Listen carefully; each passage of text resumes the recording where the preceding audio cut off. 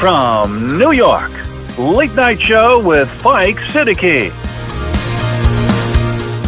السلام علیکم صاحبوں، ایک دفعہ حالات پھر آپ کے حق کی طرف جا رہے ہیں. آپ ان سے بھرپور فائدہ اٹھائیے. کیا آپ بھرپور فائدہ اٹھا سکیں گے؟ اچھا، یہاں پہ چند اہم پوائنٹس ہیں جو میں آپ کو دینا چاہتا ہوں. پوائنٹ نمبر 1، دیکھیے میں اکثر آپ سے کہتا ہوں، آپ ڈکٹیٹرز کو، جرنیلوں کو طاقت سے نہیں گراتے، ان کی غلطیوں سے گراتے ہیں. پوائنٹ نمبر 2، سیاست میں جو حالات پر نظر نہ رکھے اور مواقعوں سے فائدہ نہ اٹھائے، پھر سیاست اس کا کام نہیں ہے، وہ نقصان اٹھائے گا. جو فائدہ نہیں اٹھاتا مواقع سے سیاست میں، وہ نقصان اٹھاتا. پوائنٹ نمبر 3، دیکھو حالات بن رہے ہیں، موڈ بن رہا ہے عوام کا. جی بی میں جو الیکشن ہے، وہاں جو فضا دیکھی ہے تم نے، ذرا غور سے جا کے دیکھو لوگوں کا کیا جذبہ ہے عمران کے لیے، پی ٹی آئی کے لیے. وہاں الیکشن آزاد کشمیر میں جولائی میں 27 غالباً ڈیٹ ہے، پھر وہاں الیکشن، وہاں پہ بھی کتنی حمایت ہو رہی ہے تمہاری، لوگ کتنا پیار کرتے ہیں عمران خان سے.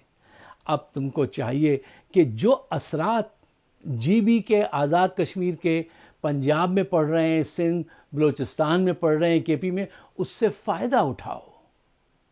دیکھو جو حالات ہیں ان کو اگر تم اپنے حق میں استعمال کرو گے تو تمہیں فائدہ ہوگا، استعمال نہیں کرو گے، ایکسکیوز دیتے رہو گے تو تمہیں نقصان ہو جائے گا. اچھا دیکھو پوائنٹ نمبر 4، جرنیل میں کہتا ہوں ان کی غلطیوں سے فائدہ اٹھاؤ. تم ان سے گن سے نہیں جیت سکتے، ان کی غلطیوں سے فائدہ جو اٹھاتا ہے جرنیلوں کی، وہ ان کو شکست دیتا ہے. اچھا، اب یہاں پہ ایک وہ بڑی فاحش غلطی دوبارہ کرنے جا رہے ہیں. وہ کیا کہ فوج کو بھیجا ہے کہ جاؤ جا کے الیکشن جتا کے لاؤ. پوری دنیا دیکھے گی. یہ وہی حربہ استعمال کر رہے ہیں، فارم 47 والا، ٹھیک ہے نا. دھاندلی ان کا ایمان ہے، یقین ہے کہ جو کچھ بھی حاصل ہوگا دھاندلی سے ہوگا. یہی سوچ جو ہے ان کی، ان کو مروائے گی اگر تم اس سے فائدہ اٹھا سکو، اور تمہیں فائدہ اٹھانا چاہیے. اب سوچو، دیانتداری سے، سچائی سے سوچ کے بتانا، تم ان حالات سے، اس موسم سے فائدہ اٹھاؤ گے یا نہیں اٹھاؤ گے؟ یا منگل کے منگل اڈیالہ کی یاتری کرتے رہو گے؟ کتنا نقصان ہوا ہے کہ ہر ویک منگل کو وہاں جاتے ہو اور وہ تمہیں واپس کر دیتے ہیں. میں بار بار ایک بات کہتا ہوں کہ اگر تمہارے ایک ایکشن سے ایک خاص رزلٹ برآمد ہو رہے ہیں جو تمہارے حق میں نہیں ہے، تو تمہیں اپنا ایکشن بدلنا پڑے گا نا بھائی. تم اپنا ایکشن بدلو تاکہ رزلٹ بدلیں. وہی ایکشن تم کرو گے تو وہی رزلٹ ملیں گے. تو یہ اڈیالہ کی یاترا بند کرو، یا تو اتنی بڑی تعداد میں جاؤ کہ تمہارے نعروں کی گونج جو ہے وہ ان کی گولیوں کی گونج سے اوپر چلی جائے. دروازے کو جا کے اتنے زور سے دھکا دو کہ یا تو وہ دروازہ کھولنے پہ مجبور ہو، یا تم اس کا دروازہ توڑ دو. اور کوئی تیسرا رستہ نہیں ہے. اچھا دیکھو، پی ٹی آئی کو اور آپ کی تحریک کو غلط فیصلوں سے نقصان پہنچا، غداروں سے نقصان پہنچا. اس سے زیادہ نقصان جس چیز سے پہنچا ہے نا، وہ یہی ہے کہ تم نے موقع گنوائے ہیں.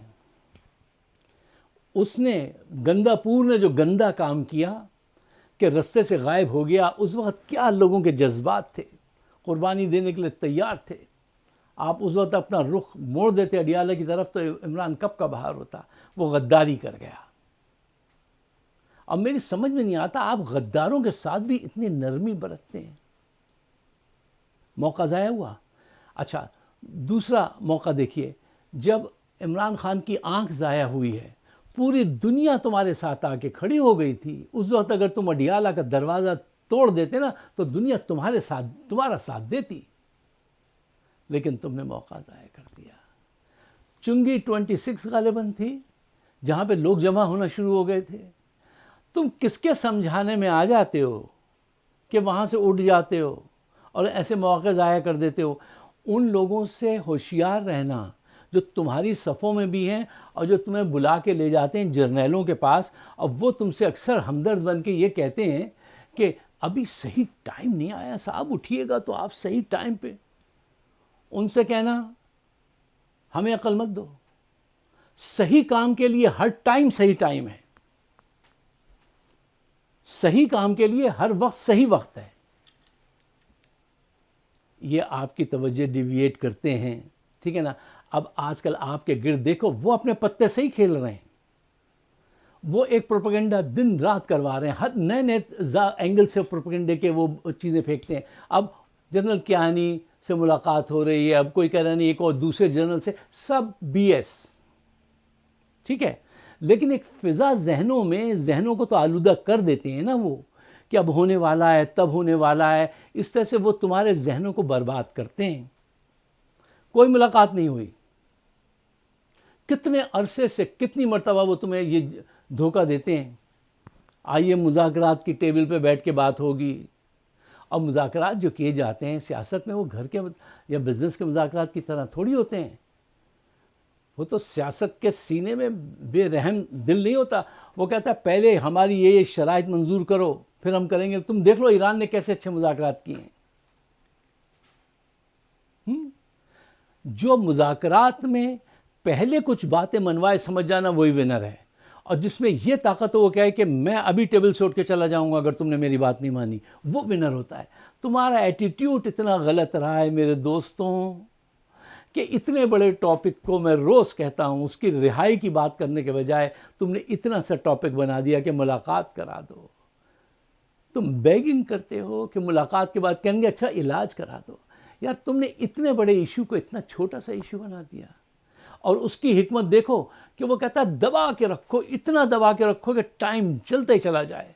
کتنے مواقع تمہارے ہاتھ سے آ کے جا چکے ہیں، اب یہ موقع آ رہا ہے. پورے ملک میں ایک فضا بن رہی ہے اور اس کی بیسز ہیں اسٹرانگ اور سچی بیسز ہیں. کرپشن، مہنگائی، غربت، پوری دنیا دیکھ رہی ہے.